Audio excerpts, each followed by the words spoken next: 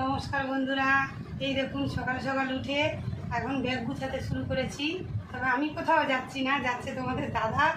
আজ শিবের মাথায় জল ঢালতে যাচ্ছে। ওরা তারকেশ্বর যাবে না, যাবে ওই মন্দিরে, বাজারে মন্দিরে শিবের মাথায় জল ঢালতে।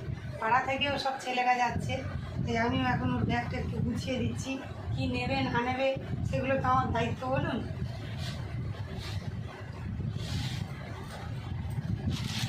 এই প্লাস্টিকটার মধ্যে ফুল, বেলপাতা এসব দিয়েছি। আর এই যে কাটা ঘটের মুখে দেবে সেগুলো নিয়ে দিলাম সব। এই চাকসুটাও নিয়ে যাচ্ছে।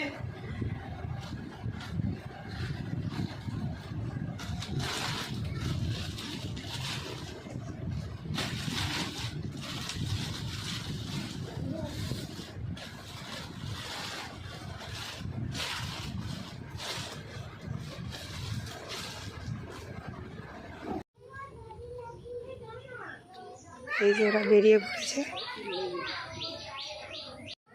কাজে আছে।